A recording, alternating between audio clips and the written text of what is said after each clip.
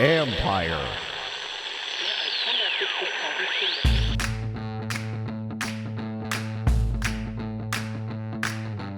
Hello and welcome to my podcast. Do me a favor, subscribe to the John Conn Report wherever you get your podcast. You're watching on YouTube, hit that like button, hit that subscribe button. You can find us there as part of Empire Media. That's AMPIRE. It's always much appreciated when you tune in. Today, I'm joined by former Washington Redskins corner Fred Smoot as we discuss the cornerbacks in this year's draft class. Fred studies this stuff, folks.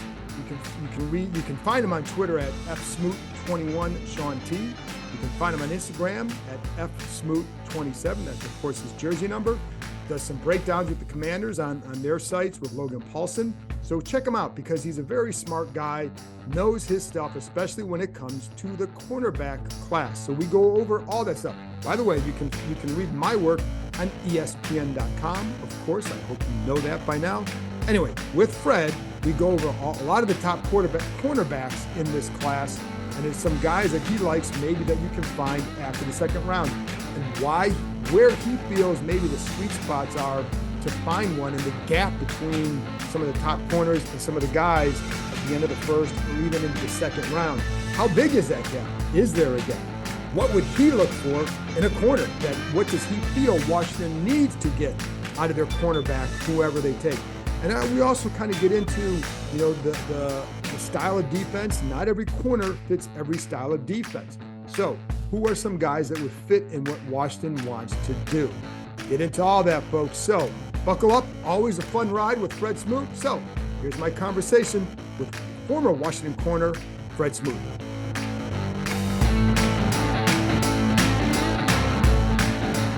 Well, I am now joined by Emmanuel Forbes' Washington, D.C.-based agent, Fred Smoot. You know what? Great players just recognize great players now. And this is what I can always say, Kyle, when I look at players, especially for the draft, I always try to look for their comparison. Did I play with them in my generation? Did I watch them before my generation? Who do they remind me of?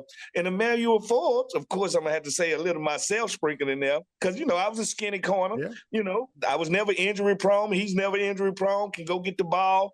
But it's a Samari role in there. Like it's a lot of Samari role in there where he's just able to get the ball. And when I think about the corners we have here now, St. Juice, at his best, is a guy that manufactures turnovers. He don't take the ball away per se, interception. So the guy that I put opposite of him can't be Witherspoon, because Witherspoon is a guy that's built almost the same mold as St. Juice, where I would find ways to get it back, but I'm not known for taking the ball. I got to have two opposites there from a play like that. Cool. And I'll get to Forbes in a minute because I do want to get back onto him. But before we look in this corner class, because it is a very good corner class, and we know that this team is looking hard at that position. Yeah. But I'm curious, though, because there are obviously different style of corners. Not every corner matches what these guys or a certain team may want to do. So when you look at like what they want to do, they love that.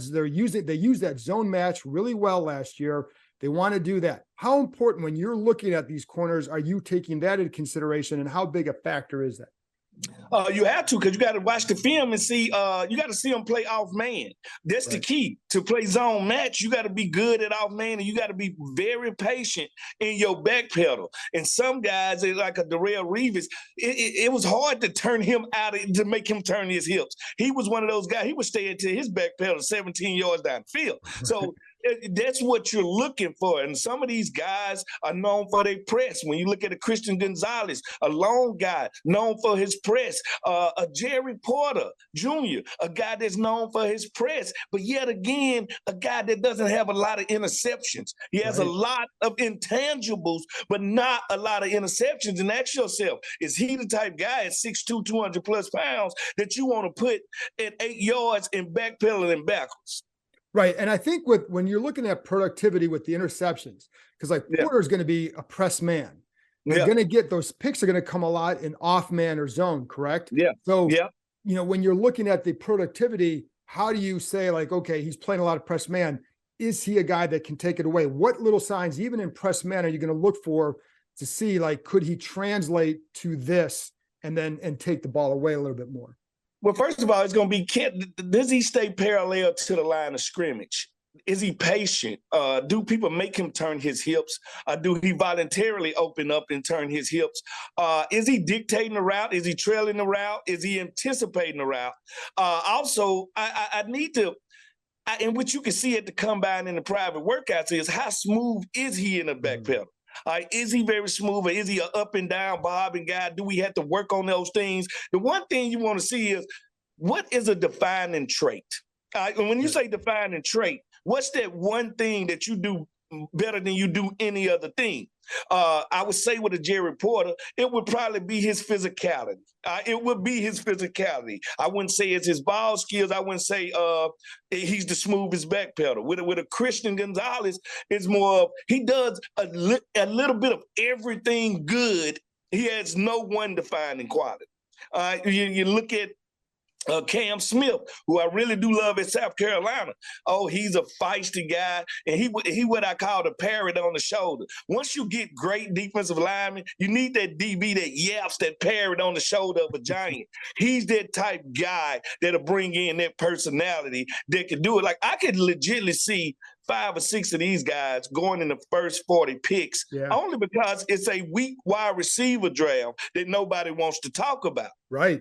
You're right. And, it's funny because Cam Smith, better off man and zone. And, so like that's would fit what these guys want. And you could probably get him in the second round, I would assume. Oh, no. You can maybe. They're going to run. You think he could go in the first? Well, he got to think about it, Kyle. You're going to see a run on 3 positions that'll shake this draft.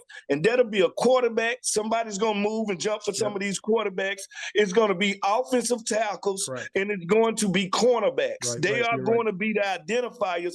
And as much as they're going to push people up the draft, they're going to push some people back in the draft. And you always going to have your outliers. The outlier in this draft is Jalen Carter. Not because of his talent, because of the situations he finds himself in. So now he's reshuffled the board in the top 10. So it will be, I guarantee you, one of the teams, a Seattle, a Chicago, one of the teams, the Texans with multiple draft picks that acquire Jalen Carter with that team.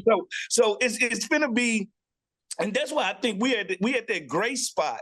We at 16, we at that spot where some guys can zero in on a guy that's saying he's moving up everybody's charts. Donnell Washington, Donnell Wright, the tackle from Tennessee. These guys are moving up, flying up boards. That'll make somebody get a little antsy to say, you know what, maybe we need to talk to Washington to get to 16 when we don't need to force our hand at 16. We can get, and that's what I do love. If you really want a corner, the degrees of separation between these guys is not much. I don't feel like I'm losing much by grabbing Forbes in the late 20s, early 30s, as I am taking Witherspoon in the top 10. I just don't see that legit different in them that to the point where I can say, you know what, I can still get the same quality at a later pick.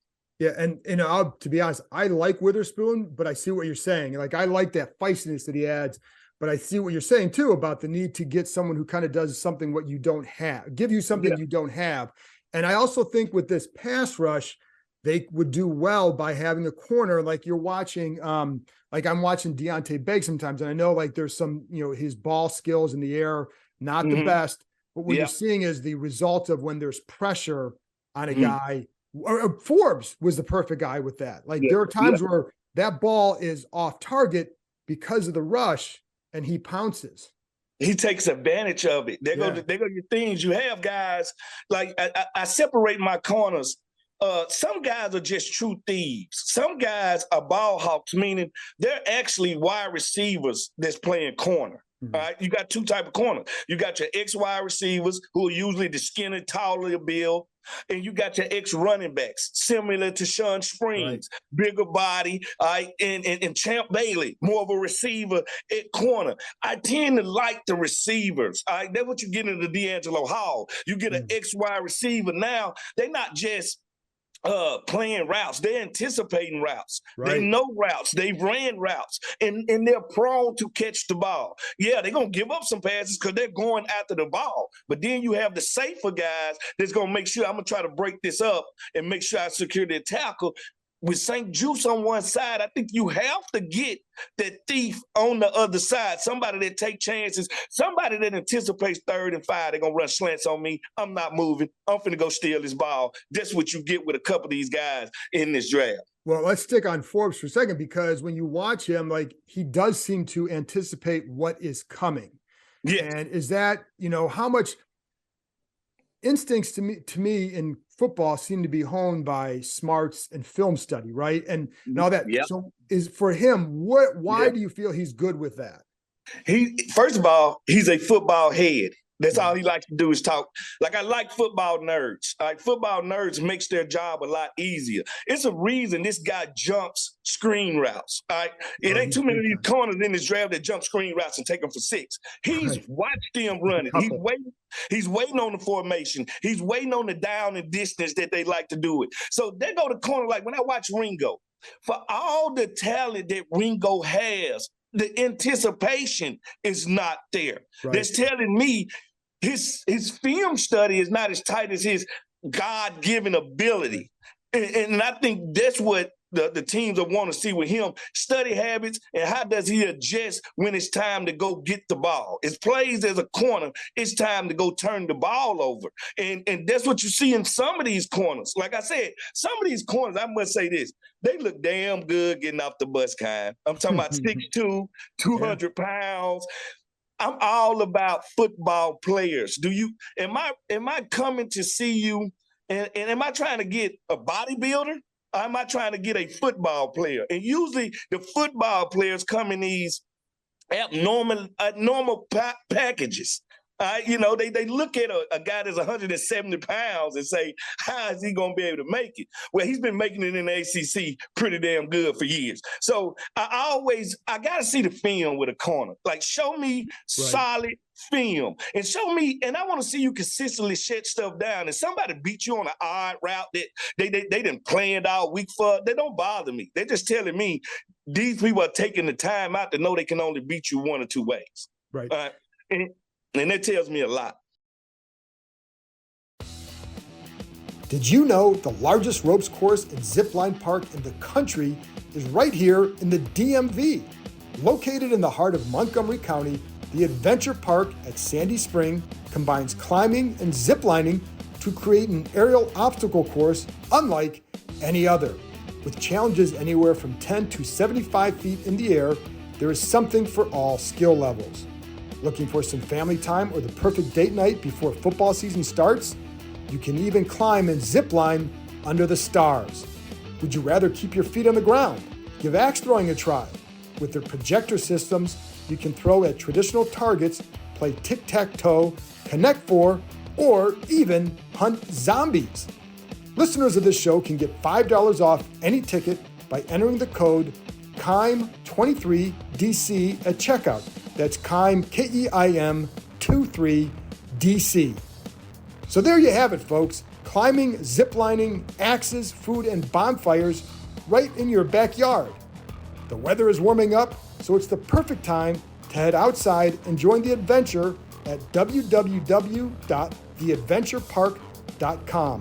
That's www.theadventurepark.com and enter promo code KEIM23DC. So when you're looking at Washington's defense too, because, with Forbes is a skinnier guy, and so but they need him to play run support. How important if you're Jack Del Rio Rivera evaluating these corners, where are you putting that run support ability? Because they do require that. Yeah. Oh no, it's part of the game. And the thing about it is, as a skinny corner, he got to understand running games will be catered to you. Yeah. I know personally. Yes. I watch them take the wide receiver and they literally crack the linebacker, forcing you to crack and replace. And what I love about Forbes, he gets up the field quick. He recognizes the run because he's a film study guy. That allows him not to take on the run, but to attack the run like I used to. Can I make this play in the backfield? And if I can't make the play myself, I would literally, and that's when it was legal, I would cut the offensive lineman and I would start a pile. And it would force the play back to the inside. So it's about the football knowledge. But I think most of these guys in this draft can play the run. I don't see any truly bad tacklers out of this group when it comes to the cornerback position. And that's why I think overall, it could be the deepest. Think about this. Thomason from TCU. 5'8". I just think he's one of those guys. He can do a little bit of everything. He can play inside. Yeah. So he's one of these guys that's probably gonna. And people always want to go high in the draft, this and that. He's probably gonna look up and end up on a playoff franchise. All right? That allows him to have a great career. Because if I end up with Patrick Mahomes as a quarterback, I spend 3/4 of my time playing with a lead. Right. I play with a different mentality as a corner with the lead. So. It's the good and the bad and the ugly that comes with the draft and comes with these fits. And that's why an NFL career has a lot to do where you're drafted at and not a lot to do with the player sometimes. Oh, I think timing and then just fit is a huge thing for every position. And the more I cover the NFL, the more I realize it's not just about that. It's like, how are they using you, et cetera. So let's go back to that 16th pick. Let's say like guys like Deonte Banks will be there most likely. Joey Porter Jr., as you talked about. So do you have a preference there between those two guys? Banks is physical, but he doesn't play the ball as well and hasn't played the ball as well in the year. Yeah. And they go to guys like when I look at the combine process, the pre-draft process is just truly let's find out why we shouldn't draft you. It ain't really why we should, because you didn't already show why you should be drafted. Now let's find these small things that might not make you fit us as much as you fit. Like value is in the eye of the beholder. Right. Like you only need one team to fall in love with you and like you and feel like if this team feel like you're a top 50 pick, you will be a top 50 pick. So when I look at some of these guys, I really just try to find out what is going to take for them to get to the next level. And can they translate from what I just saw in college? Will it translate to what I'm going to ask them to do? And that's the key. What are we going to ask the guy to do? I think we're going to press a lot more. So that's 10 to tell them they're going to want a taller corner. All right, but they're going to also want somebody that, like I say, plays off man just as well as they play press man. And with this D-line, to really take advantage of this D-line with a young quarterback, you got to get the ball back. You got to get him some short fields, and you got to say, you know what, the strength is on defense, but we have some anomalies on offense that can make it easy for the quarterback. Let's apply the pressure with the defense. Right, and that's a good point. So let's take a look at a guy like Banks, and again, the knock of the ball in the air. How much can that be improved when you get in the NFL? Your ability to play the ball in the air, and is that a fair criticism of him? Yeah, well, I think it is. Like, this is what it is. When he comes and run a time like that, when he jumps a vertical like that, now you watch the film and you want the athletic ability to match the film. So when it doesn't match the film, you ask the first question. Maybe they weren't throwing his way as much. But then you find out they were throwing his way. And as you dissect him, you find out, how can I help him take all of this talent and maximize it? And can we figure out why he don't turn the ball over? Does he not have ball skills? Is he not comfortable in transition? Is he not comfortable in the phase of deep routes? It's all about just watching. What are your habits? Your habits are who you are in sports. Your habits are who you are. Well, we're going to come with some good habits. We're going to come with some bad habits. The first thing a good DB coach want to know, can I clean up your bad and can I get your good habits to go to the next level? Can you, with the ball awareness, then how do you improve that? Well, I think that's all inside of that cornerback because a lot of guys be in the same position. Some turn back for the ball. Some don't even turn back. They play through the wide receiver. That shows a comfortability. Some guy, I don't think you could teach ball retrieval when you get to the league. Either you a ball magnet or you're not. All right. So I think you can get better in your coverage to the point where you can play and you can maximize your situation. Don't get me wrong. But if I'm talking about a guy that consistently gonna do it year after year after year, it has to be somebody that already has those ball skills. I can't make you something that you're not. Right. With Porter, would he translate here? Because again, more press man. Yeah, I don't. He wouldn't be my pick. Put it like this, kind. At 16, Porter. Who else we were just talking about? Banks, I believe I can get the same productivity in the late 20s, early second round. It ain't nothing in my mind that say I can't. The only reason I probably couldn't because a playoff team at the end of the first round steals a certain talent because they draft the best player available that fits their scheme. Then they have that position to draft whoever they need to steal these players. Like the players in this draft, to me, are from pick 15 to pick 55. I think these are the players that's going to change the NFL. This is, mark my word, kind, this is one of those drafts that pushes out veterans. This one, and that's why free agent was so slow. Free agency was so slow because I could replace these guys cheaper with younger talent. This is going to be a year that pushes out a whole lot of veterans. Especially at that corner position. And I think that's at the corner, tight end, tackles. It'll be a lot of offensive linemen. This is going to be one of those drafts, and we're gonna see a lot of people reach. Like we see it every year in the draft. They fall in love with a prospect and they reach. So these are the people that's going to shape this draft. The people who reach for these players. When I feel like in certain positions, it's a lot of talent. So let's stick on Forrest one more thing because one of the things I noticed about him is. He makes a play. He's getting up, shaking his head every time at the receiver. Yeah. How big a talker is he? Is he that much like Fred Smoot? He's a talker. He's a talker, and he loves the challenge. The one thing about talkers is you have got the attention on yourself. Now what you going to do? And he loves that challenge. And what I do love is he's the Slim Reaper, just like Devontae Smith. Like, I done watched him go head-to-head. I done watched him go head-to-head with Jamar Chase. I done watched him go head-to-head with some of the NFL's best.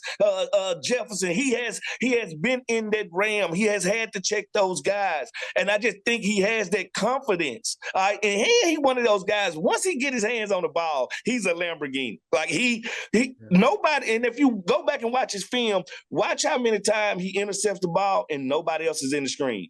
After his first 4 steps, he is leaving everybody out the screen. He's very quick, very fast, and has great intuition. And that's what I like in corners. That's what made my career start out so fast. I had Champ Bailey in that room, and now when you throw to each side, both of us steal the ball back. It makes it hard for you to figure out what situation to try us. Hey, when you are, and this I'm going to get back to, I want to get your after second round guys that you like. But when it comes to talking as a corner, when do you know a guy is a good talker? And what does it take to be a good talker as a corner?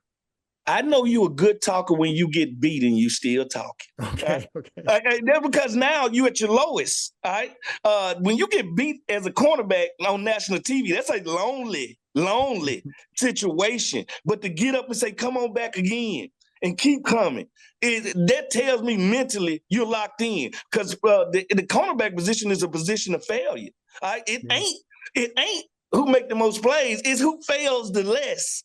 So it's one where it's not when you're going to fail, but what happens afterward. And that's why I was so high on seeing Sauce Gardner get beat. Because I want to see him get beat because I had never seen him get beat in college. So I didn't know how he was going to respond. So I wanted to see how he was going to respond. And that's what you see with talkers. You see them get beat, get right back in their receiver face and say, "Come on, let's try this again." And we got 4 more quarters of it. So it's all about your self-confidence. And a lot of these guys that hasn't seen failure, like a Ringo, for much as he's been built up, he's had some ups and downs. He's one of those guys I want to see what happens after he get beat. Like, he's one of those guys I would want to see. Now I get to see your mental makeup. Do you have a favorite line that you gave to a receiver after you got beat? Well, you know what? I used to tell them all the time, I love to get a charity. Nonprofits are my favorite. Listen, and if I don't let you get a little bit, the quarterback will stop coming over here. That's right. And they know also, receivers know sneakily, they know we are a prisoner of the defensive call. Yeah. All right. And just because I'm in the vicinity, that don't mean that's my responsibility. Right. And I think that's where the people inside the game can really grade corners, when they know what the call is. Because just because I stayed snug on a cover 3, I made it look like man-to-man. But that's because maybe my linebacker ain't pushing out to the flat, and they running comebacks on me all day, and y'all wonder why I'm playing off. Right. So these are the things that go into playing corner, that you have to be patient in the league, because you got to realize this also. Every matchup won't be in your favor. Like, it's always a dude with the body type, the mindset that got your number. The question is, who is his trigger man? Do these guys have, like, how much do you like their safeties? And is that a position? Because I know they want to get another Buffalo nickel type. How important is that? And how do you like their safeties? Percy Butler, I like Defoe. I love Cam. I love the guys they got back there. I think they need an oddity. Like, I'm in the unicorn business. I like to find people that don't fit the mold. J.L. Skinner from Boise State, tall, long, rangy, 6'4", 215 pounds, 220, rangy. I like to find guys like that can play multiple positions. Like, sometime as a quarterback, you got to say, are they using him as a linebacker? Are they still using him as a safety?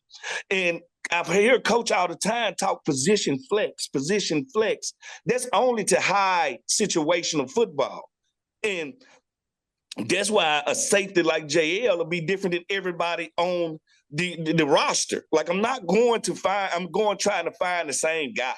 I need to find some guys that change the way I do a roster. It's very similar to how the Cowboys use Curse. Like, when Curse is in the game, it's hard to know what they're in.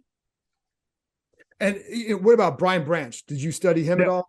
Yeah, I do like Brian Branch. Very aggressive, great ball skills. Great ball skills for a safety. But you got to say, where's Brian? Where's he going to go? I think he's anywhere from 15 to 35, 40 maybe. Yeah. I'm not taking him for where we at roster wise. I had to ask myself, would a B+ corner help me right now more? B+ safety. I would say a B+ corner. Yeah. I would agree, because you need someone who can take the ball away on the edges. And I think they also, like, to me, you can never have enough corners because of the importance of the position. So who are some guys that you like? You brought up Cam Smith later. Who are some other guys you like, maybe? Because this is a draft where you could go several rounds and find a quality player at that spot. Who else do you like beyond that? Well, we basically then talked about the first 7, 8 probably guys. About 7 or 8 guys. Yeah. I mean, at the corner position, I forgot his name. Like a guy like Garrett Williams from Syracuse. And tall, long, rangy. Yeah.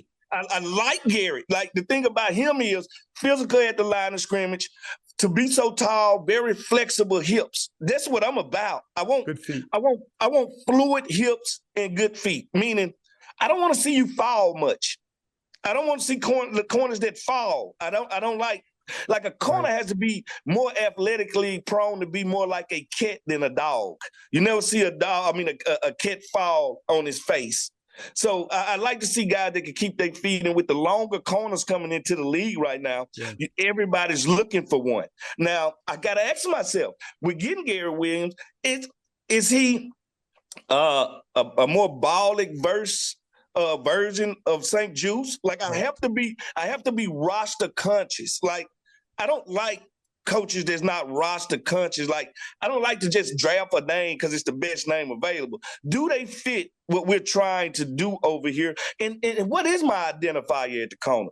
What do I want? Do I want a ball hawk? Do I want a nickel? Because that'll be one position that people say, all right, who's the nickel? Do you move, if you draft the first round corner, do you move Kyle Fuller? I mean, do you move Fuller inside? Do you move him inside, Kendall? Like, I don't know. Maybe you put, because St. Juice was there last year. Maybe you put him inside. But no, they seen putting St. Juice on the outside change the defense. Right. He cannot go back inside. And there go one of the triggers that might have to say Cam Smith over the other positions. Okay. Because one of the guys, like the guy from Utah, is it Clark Phillips? Clark Phillips, physical, move around, didn't run as well as I thought he was going to run because he's not the biggest guy. No, he's a slot guy too. Yeah, but Utah, I love Utah players. It's like a couple of colleges. You just tell me a player from that, be like, yeah, I give him a chance. And Utah, one of them colleges, Arkansas. I love guys from Cincinnati. Like, I love, like, it's certain colleges, they going to give you tough players. Clark Phillips, I think he has to be in the right situation with the right coordinator. He ain't what I call a plug and play anywhere type corner. Okay. He's going to have to be a situational draft pick because you want him to do certain things and you know he can do those things. I don't put him with the rest of I love his aggression. I don't know if he has the top end speed to deal with some of the inside corners, the slots in this league. They're doing a lot of stuff vertically from the slot position. And I think, especially as a young corner, he will already have, the red beam on him. Now, I don't know if he's going to have a high-end speed to be that good. Because they use so many 3 safety sets, does that limit the need to draft a slot corner high, in other words? Like, in other words, just take the best corner because you use so many 3 safety sets, but you're obviously going to use 3 corner sets too as times. But does that change anything in your mind? We did re-sign Danny Johnson. I think Danny is one of those guys underutilized. Every time he gets in, all he does is make plays. I think they feel like Danny can get in there. I think they will have more talks with Fuller to see how can he make him more comfortable in there, because I do feel like if they do go corner, they're going to try to get a ball hawk, some guy to get in there that can get the ball back. And if you're going to draft, like I said, it's all about whether you draft him. Are you drafting him at 16? Are you drafting him at the second round? Are you trying to squeeze him in the third round? Because we still got maybe some offensive linemen maybe to draft in this draft. Or maybe you go after one of the guys that's so different at their position that you can't pass on them, like a Donnell Washington. Like, I love the guy, and I just think he's just so freakish that, like, people don't think about the draft. Like, think about Cincinnati sitting at, 29, 28, and putting Donnell Washington at tight end with Jamar Chase and T. Higgins. That kind of makes them almost unstoppable and makes his first year easy because he'll never see a double team. He will never see a double team. Oddities is what I want to address. Kuntz, another tight end from Old Dominion. Right.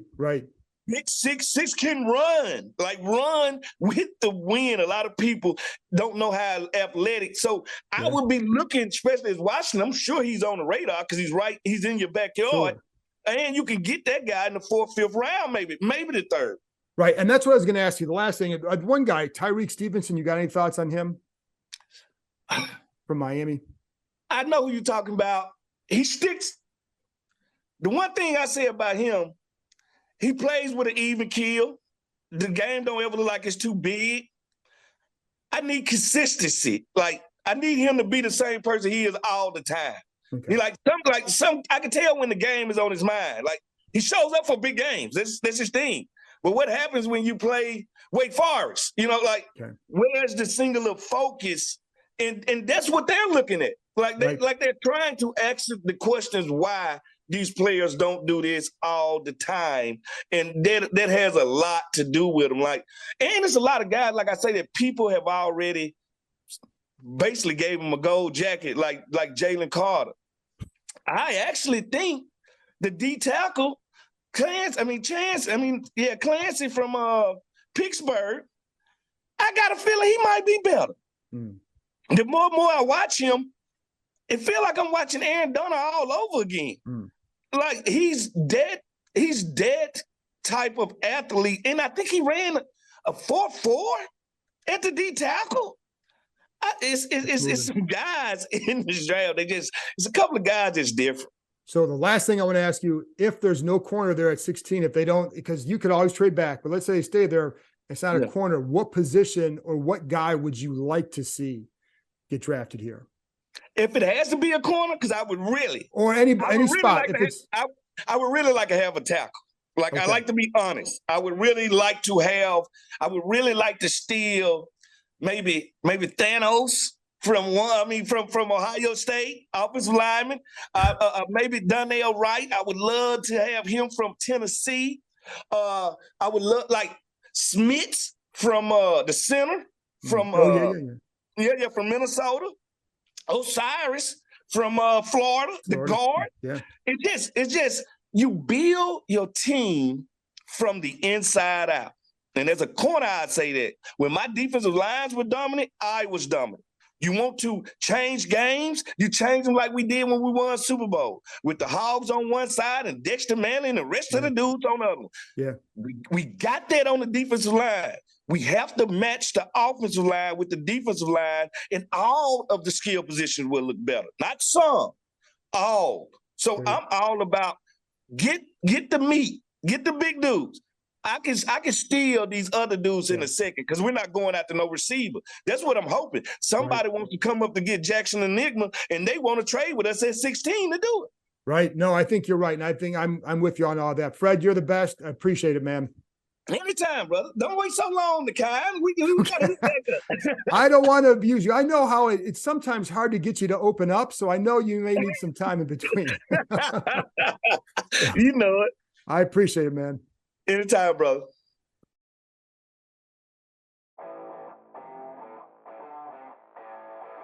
That's it for this episode. Thanks to Fred for joining me, and thank you, as always, for tuning in. I'll be back Thursday night / Friday morning with another episode, this time joined by Sam Fortier from the Washington Post, Pete Haley from NBC Sports Washington, and Matthew Paris from the Washington Times. Getting the gang back together. Talk to you next time.